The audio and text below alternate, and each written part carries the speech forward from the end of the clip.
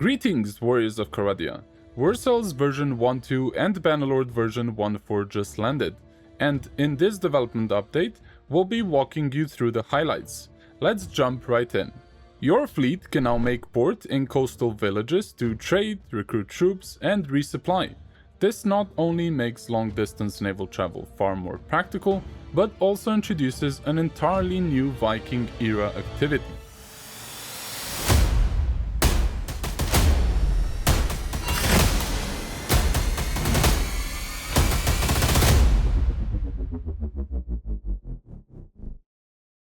Naval raids expand both the strategic and immersive layers of the game. On the campaign map, they act as a new way to disrupt the enemy economy, allowing you and nobles to strike coastal settlements directly from the sea or by navigating rivers. Additionally, they contribute to a stronger naval presence among lords, making the sea feel more active and contested. These raids are not just limited to the campaign layer. Once underway, they transition into the mission in one of the new amphibious raid scenes. Your ships approach from the sea or river, landing on beaches and in shallow waters. From there, your warband disembarks and pushes inland to meet defenders scrambling to respond. Seaborne raids also introduce new strategic considerations. Fleet composition is now of greater importance as naval raids require shallow draft ships. At the same time, attacking from the sea allows you to more easily evade responding enemy lords, opening up new tactical opportunities and challenges. In addition, we expanded on AI nobles' behavior to increase purposeful activity on the water. During wartime, enemies now actively seek out town and village port locations to harass your noble parties, convoys, and fishing ships. Combined with seaborne village raids, this should increase the number of naval travels and meaningful encounters between factions. Further, we've rebalanced AI assessment so nobles are more inclined to prefer naval travel as opposed to land for longer journeys. Together with other changes like longer naval battles and increased view distance at sea, the amount of naval activity and engagements have increased quite a bit. The naval campaign gameplay balance and feel were also things we wanted to revisit. Naval combat is inherently costly, so we adjusted the risk-reward balance. Experience gained for troops in naval encounters is up 50% to better offset the losses that come with fighting on the water. Further, party wages and food consumption have both been reduced at sea. Additionally, river travel has been made faster, with a 50% speed increase for parties, improving the utility of inland voyages. Naval battles have seen major improvements aimed at creating a more fun and tighter experience. You can now delegate command of your ship, letting your crew take the helm while you move freely and fight. Further, we've refined spawn distances, ship handling, and boarding for smoother engagements. Finally, victory conditions have been reworked, with battles now ending when all ships on one side are out of action, meaning sunk, burned, or critically undermanned, rather than when every troop was defeated. On the content side, 2 new ships have been added to the Warcells roster, giving northern factions more options for ranged-focused naval gameplay. The Battanian Barlinger was built to hold the line in larger naval engagements. Sharing traits with the Berlin, it is slower and less responsive, but its broad deck and raised mid-castle make archers and skirmishers especially deadly in ranged combat.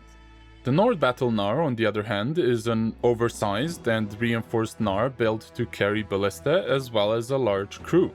When a longship won't do, the Battle Nar steps in. We've also added 2 new body armors, the reinforced mailcoat and the Nordic Long Heavy Mail, alongside 9 new Nord helmets such as the Nordic Spectacle helmet and the Brass Vandal helmet. Finally, there are 10 new armor variants, with 7 in Warcells and 3 in Bannerlord, including the Heavy Mastercrafted Northern Armor, reinforced Huskarl armor, and the reinforced Wolf Head. Beyond the battles themselves, crew management now comes with more options. We've added 2 new naval party roles, the First Mate which is tied to the Bosun skill, and the Navigator, tied to the Shipmaster skill. To support these roles, 3 new Nord Wanderer types have been introduced: the Easterling, the Bosun, and the Sea Raider, bringing the total to 11 new Wanderers in War Cells.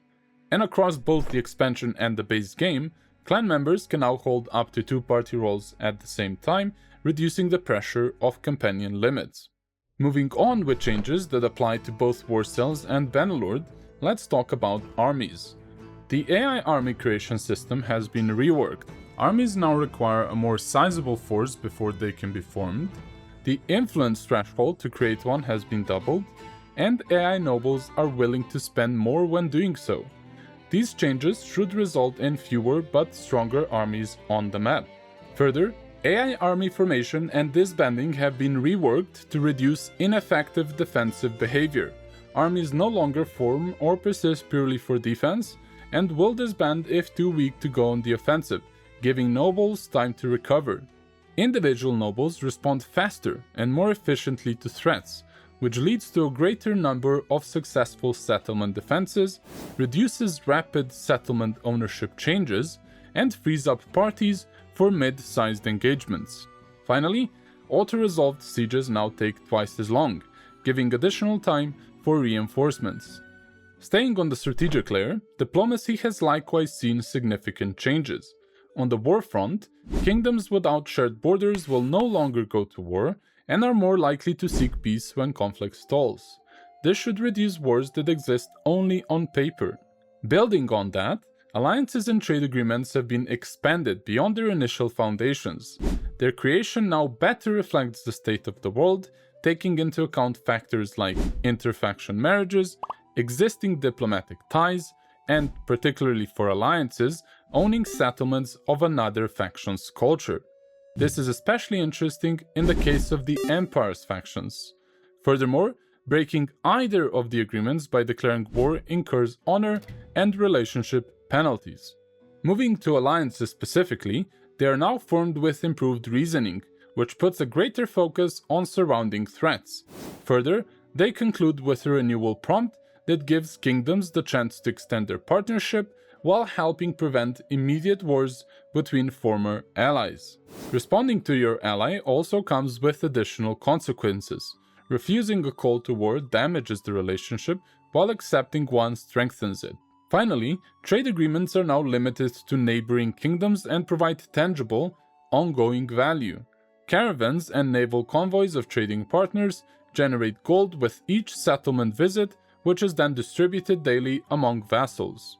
Shifting to the covert side of things, hideouts have seen meaningful improvements to create a more challenging and responsive experience that rewards stealth. In the stealth mission, you are no longer required to eliminate sentries before approaching the campfire, and reaching it without killing or alerting anyone earns you a roguery experience bonus. We also added a skill-based success chance when sending troops to clear a hideout. Finally, assault and stealth approaches offer distinct rewards. Stealth grants access to the hideout stash, while assault doesn't. Back on the battlefield, encounters should now feel less punishing, with the medicine skill scaling better to provide a higher likelihood of troops being wounded rather than killed. Combat has received further iteration as well. Melee units should commit to attacks more reliably, spear troops have improved aiming against cavalry, and cavalry is better at timing and choosing swing directions.